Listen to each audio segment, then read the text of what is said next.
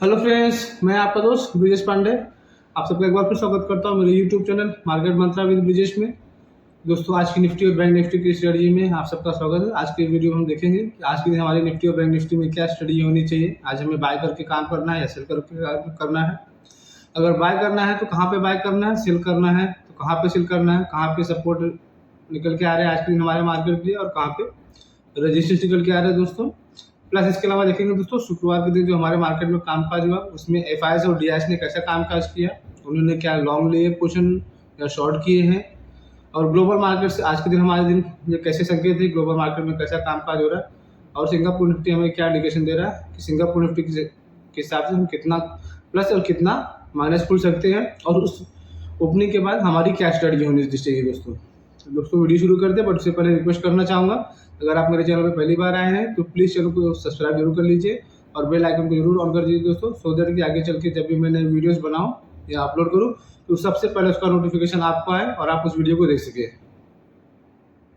दोस्तों वीडियो शुरू करते हैं तो सबसे पहले दोस्तों अगर हम ग्लोबल क्यूज देखें कि आज के दिन हमारे लिए ग्लोबल मार्केट से कैसे संकेत है क्या है, तो दोस्तों अगर हम यूएस मार्केट फ्राइडे का देखें कि फ्राइडे के दिन यूएस मार्केट में कैसा कामकाज हुआ, तो उसमें देखेंगे यूएस के मार्केट में फ्राइडे की थोड़ी तेजी के साथ में कामकाज हुआ। आप डाउ जोन्स देखेंगे तो 43 point plus, S&P 500 5 point plus और नेस्डेक 20 पॉइंट मतलब फ्राइडे के दिन दोस्तों नेस्डेक में लगातार 7वीं तेजी थी, जिस 7वीं दिन लगातार नेस्डेक ऊपर जाके बंद किया।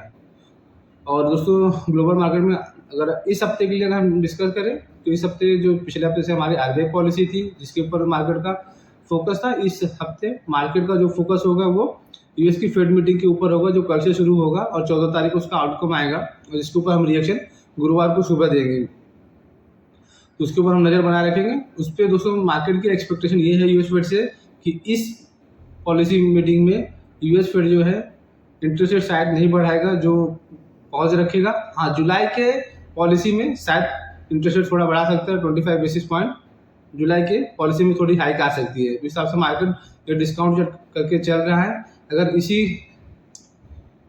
के तरफ आता है यूएस फेड का डिसीजन तो मार्केट में तेजी शायद बनी रहनी चाहिए। या फिर अगर मैं बोलूँगा अगर जुलाई की जगह पे यूएस फेड इसी महीने में अगर रेट हाइक कर दे तो मार्केट थोड़ा और निश्चित हो जाएगा, उसको लगेगा कि शायद अब ये लास्ट हाइक है, अब जुलाई में के बाद अब रेट हाइक नहीं आएगी। तो वो देखना है, उसके ऊपर हम नजर बनाए रखेंगे वो कैसे प्ले आउट होता है।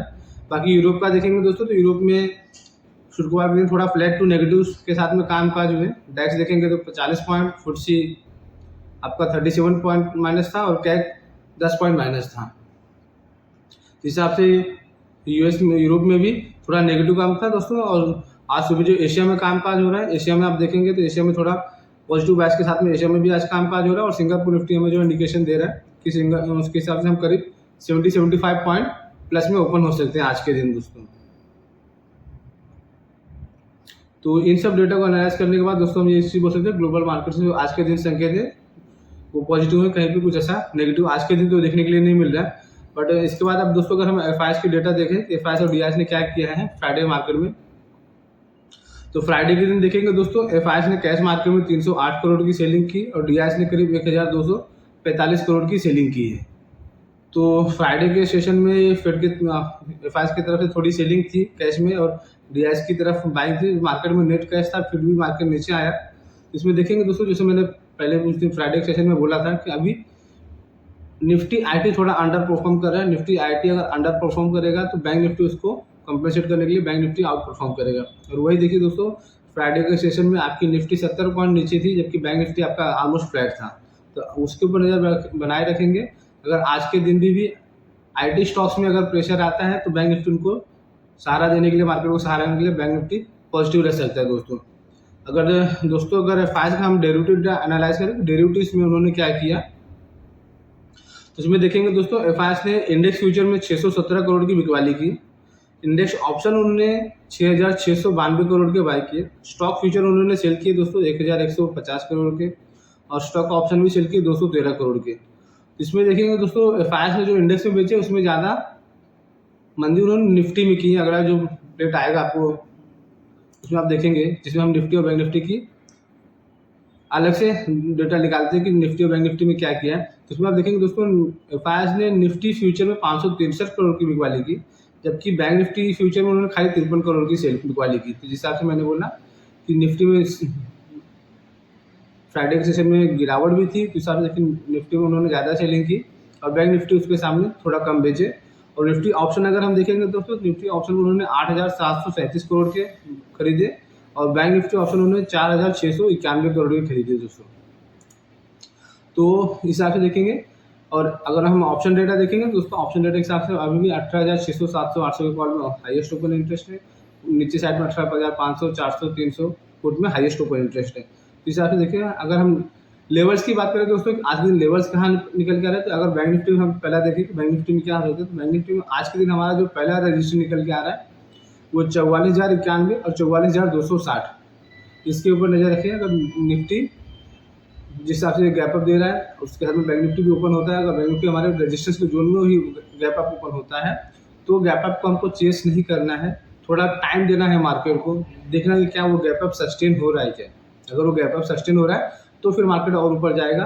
हिसाब से अगर 44,260 के ऊपर नजर रखिए, अगर 44,260 के ऊपर बैंक निफ्टी निकल के सस्टेन कर रहा है तो फिर वहाँ से जो अगला रजिस्टर जो आएगा हमारा बैंक निफ्टी का वो आएगा 44,380, 44,465। ये जो 44,400 से 500 के बीच में जो दोस्तों बैंक निफ्टी का लेवल है, ये हमारा प्रॉफिट बुकिंग जोन होगा। तो बैंक निफ्टी में अगर आप कहीं कभी दिन के सेशन में इस लेवल के बीच में आता है 380 से 500 के बीच में, आप यहाँ पे आपके जो भी लॉन्ग पोजीशन है वहाँ पे आप प्रॉफिट बुक कीजिए। और अगर आप एग्रेसिव ट्रेडर है तो इसको 400 से 500 के बीच में शॉर्ट भी कर सकते हैं, जिसमें आप हमारा जो बड़ा रजिस्ट्रेशन है 550 उसका स्टॉप लॉस भी लगा के और नीचे साइड में वापस से आपको बैंक निफ्टी 44,100, 44,200 मिल सकता है दोस्तों। इस हिसाब से प्ले कीजिए। मार्केट में अगर आपको बाय करना है तो डिप्स में बाय कीजिए या फिर ब्रेकआउट में बाय कीजिए, और सेल करना है तो जो बड़े रजिस्टर निकल के आ रहे हैं उसके आसपास में बेचेंगे तो फिर आपका उसमें पैसा बनेगा। और अगर दोस्तों बैंक निफ्टी में हम सपोर्ट की बात करें तो बैंक निफ्टी में सपोर्ट कहाँ पे आ रहा है, तो बैंक निफ्टी में आज के दिन जो दोस्तों हमारा सपोर्ट निकल जाएगा वो 43,940, 43,870। 43,870 देखिए दोस्तों, ये काफ़ी अहम सपोर्ट है। ये हमारा बैंक निफ्टी का 20 DMA है। पिछले 1.5-2 महीने से बैंक निफ्टी इसको ब्रेक नहीं कर रहा है। तो जब तक बैंक निफ्टी में उसका 20 DMA बचा हुआ है, बैंक निफ्टी में हर डिप्स में बाइंग आती रहेगी। इस हिसाब से देखिए, बैंक निफ्टी अगर कोई भी डिप्स आती है 44,000 से 43,900 के बीच में, आप उस डिप्स को बाय कीजिए और उसका स्टॉप लॉस आप छोटा स्टॉप लॉस अपना जो बैंक निफ्टी का 20 DMA है उसका स्टॉप लॉस लगाइए। अगर 20 DMA बैंक निफ्टी में दोस्तों किसी कारण से टूटता हुआ दिखे तो फिर वहाँ पे आप अपने एक लॉन्ग से जो पोजीशन उसमें से निकल जाइए और वहाँ पे आप चाहेंगे तो फ्रेश शॉर्ट भी कर सकते हैं, जिसका लोअर टारगेट आपको वापस से बैंक निफ्टी में वहाँ से 43,700, 43,500 तक देखने के लिए मिल सकता है। इस हिसाब से देखिए दोस्तों, बैंक निफ्टी में लोअर लेवल्स में आपको बाय कीजिए, स्टॉप लॉस लगाइए जो हमारे स्ट्रॉन्ग सपोर्ट जोन है, ये 20 DMA है उसको, और अगर शॉर्ट करना है तो 20 DMA के नीचे शॉर्ट करना है।